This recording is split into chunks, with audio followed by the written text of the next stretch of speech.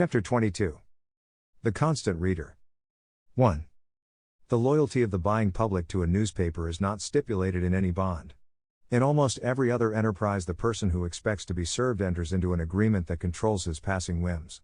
At least he pays for what he obtains. In the publishing of periodicals, the nearest approach to an agreement for a definite time is the paid subscription, and that is not, I believe, a great factor in the economy of a metropolitan daily.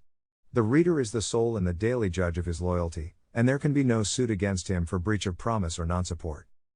Though everything turns on the constancy of the reader, there does not exist even a vague tradition to call that fact to the reader's mind.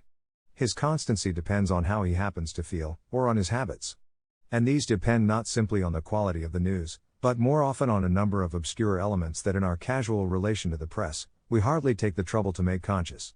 The most important of these is that each of us tends to judge a newspaper, if we judge it at all, by its treatment of that part of the news in which we feel ourselves involved. The newspaper deals with a multitude of events beyond our experience. But it deals also with some events within our experience.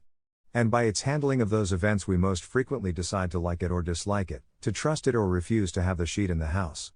If the newspaper gives a satisfactory account of that which we think we know, our business, our church, our party, it is fairly certain to be immune from violent criticism by us. What better criterion does the man at the breakfast table possess than that the newspaper version checks up with his own opinion? Therefore, most men tend to hold the newspaper most strictly accountable in their capacity, not of general readers, but of special pleaders on matters of their own experience. Rarely is anyone but the interested party able to test the accuracy of a report. If the news is local, and if there is competition, the editor knows that he will probably hear from the man who thinks his portrait unfair and inaccurate. But if the news is not local, the corrective diminishes as the subject matter recedes into the distance.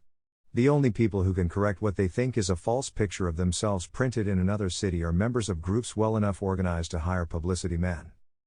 Now it is interesting to note that the general reader of a newspaper has no standing in law if he thinks he is being misled by the news. It is only the aggrieved party who can sue for slander or libel, and he has to prove a material injury to himself.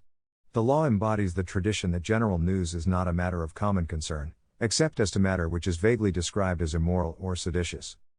But the body of the news, though unchecked as a whole by the disinterested reader, consists of items about which some readers have very definite preconceptions. Those items are the data of his judgment, and news which men read without this personal criterion, they judge by some other standard than their standard of accuracy. They are dealing here with a subject matter which to them is indistinguishable from fiction. The canon of truth cannot be applied.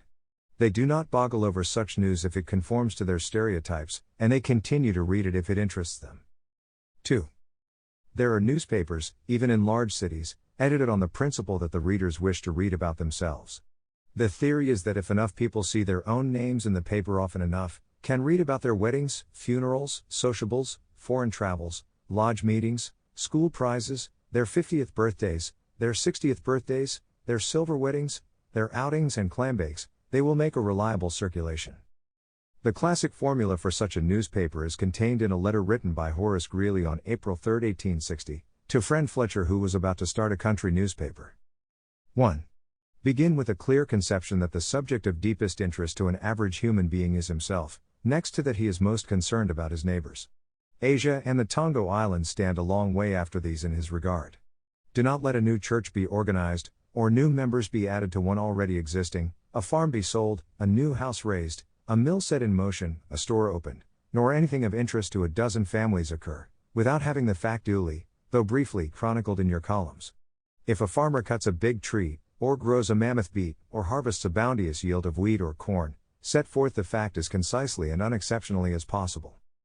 The function of becoming, as Mr. Lee puts it, the printed diary of the hometown is one that every newspaper, no matter where it is published, must in some measure fill. And where, as in a great city like New York, the general newspapers circulated broadcast cannot fill it, there exist small newspapers published on Greeley's pattern for sections of the city. In the boroughs of Manhattan and the Bronx there are perhaps twice as many local dailies as there are general newspapers. And they are supplemented by all kinds of special publications for trades, religions, nationalities. These diaries are published for people who find their own lives interesting. But there are also great numbers of people who find their own lives dull, and wish, like Hedda Gabler, to live a more thrilling life. For them there are published a few whole newspapers, and sections of others, devoted to the personal lives of a set of imaginary people, with whose gorgeous vices the reader can in his fancy safely identify himself. Mr. Hearst's unflagging interest in high society caters to people who never hope to be in high society, and yet manage to derive some enhancement out of the vague feeling that they are part of the life that they read about. In the great cities, the printed diary of the hometown tends to be the printed diary of a smart set. And it is, as we have already noted, the dailies of the cities which carry the burden of bringing distant news to the private citizen. But it is not primarily their political and social news which holds the circulation. The interest in that is intermittent, and few publishers can bank on it alone. The newspaper, therefore, takes to itself a variety of other features, all primarily designed to hold a body of readers together, who so far as big news is concerned, are not able to be critical. Moreover, in big news the competition in any one community is not very serious. The press services standardize the main events, it is only once in a while that a great scoop is made. There is apparently not a very great reading public for such massive reporting as has made the New York Times of recent years indispensable to men of all shades of opinion. In order to differentiate themselves and collect a steady public, most papers have to go outside the field of general news. They go to the dazzling levels of society, to scandal and crime, to sports, pictures, actresses, advice to the lovelorn, high school notes, women's pages, buyers' pages, cooking receipts, chess, whist, gardening, comic strips, thundering partisanship, not because publishers and editors are interested in everything but news, but because they have to find some way of holding on to that alleged host of passionately interested readers, who are supposed by some critics of the press to be clamoring for the truth and nothing but the truth. The newspaper editor occupies a strange position. His enterprises depend upon indirect taxation levied by his advertisers upon his readers. The patronage of the advertisers depends upon the editor's skill in holding together an effective group of customers. These customers deliver judgment according to their private experiences and their stereotyped expectations, for in the nature of things they have no independent knowledge of most news they read. If the judgment is not unfavorable, the editor is at least within range of a circulation that pays. But in order to secure that circulation, he cannot rely wholly upon news of the greater environment. He handles that as interestingly as he can, of course, but the quality of the general news, especially about public affairs, is not in itself sufficient to cause very large numbers of readers to discriminate among the dailies. This somewhat left-handed relationship between newspapers and public information is reflected in the salaries of newspapermen. Reporting, which theoretically constitutes the foundation of the whole institution, is the most poorly paid branch of newspaper work, and is the least regarded. By and large, able men go into it only by necessity or for experience, and with the definite intention of being graduated as soon as possible. For straight reporting is not a career that offers many great rewards. The rewards in journalism go to specialty work, to signed correspondence which has editorial quality, to executives, and to men with a knack and flavor of their own. This is due, no doubt, to what economists call the renovability. But this economic principle operates with such peculiar violence in journalism that news gathering does not attract to itself anything like the number of trained and able men which its public importance would seem to demand. The fact that the able men take up straight reporting with the intention of leaving it as soon as possible is, I think, the chief reason why it has never developed in sufficient measure those corporate traditions that give to a profession prestige and a jealous self-respect. For it is these corporate traditions which engender the pride of craft, which tend to raise the standards of admission, punish breaches of the code, and give men the strength to insist upon their status in society. 3. Yet all this does not go to the root of the matter. For while the economics of journalism is such as to depress the value of news reporting, it is, I am certain, a false determinism which would abandon the analysis at that point. The intrinsic power of the reporter appears to be so great, the number of very able men who pass through reporting is so large, that there must be some deeper reason why, comparatively speaking, so little serious effort has gone into raising the vocation to the level, say, of medicine, engineering, or law. Mr. Upton Sinclair speaks for a large body of opinion in America, when he claims that in what he calls the brass check he has found this deeper reason. The brass check is found in your pay envelope every week, you who write and print and distribute our newspapers and magazines.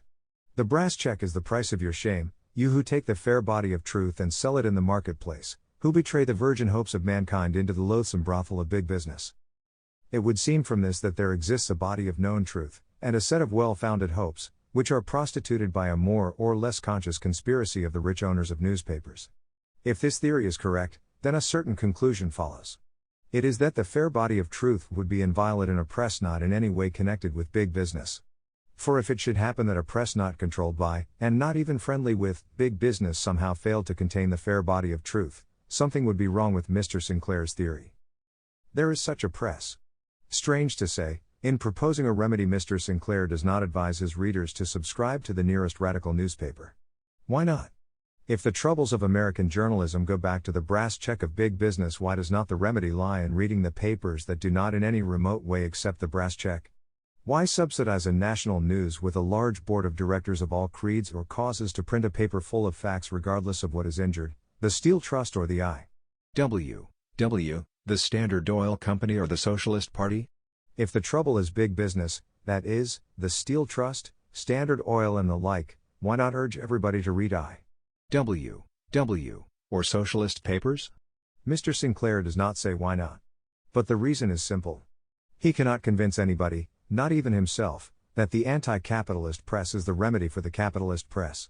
He ignores the anti-capitalist press both in his theory of the brass check and in his constructive proposal. But if you are diagnosing American journalism, you cannot ignore it. If what you care about is the fair body of truth, you do not commit the gross logical error of assembling all the instances of unfairness and lying you can find in one set of newspapers, ignore all the instances you could easily find in another set, and then assign as the cause of the lying, the one supposedly common characteristic of the press to which you have confined your investigation. If you are going to blame capitalism for the faults of the press, you are compelled to prove that those faults do not exist except where capitalism controls. That Mr. Sinclair cannot do this is shown by the fact that while in his diagnosis he traces everything to capitalism, in his prescription he ignores both capitalism and anti-capitalism. One would have supposed that the inability to take any non-capitalist paper as a model of truthfulness and competence would have caused Mr. Sinclair, and those who agree with him, to look somewhat more critically at their assumptions. They would have asked themselves, for example, where is the fair body of truth that big business prostitutes, but anti-big business does not seem to obtain? For that question leads, I believe, the heart of the matter, to the question of what is news.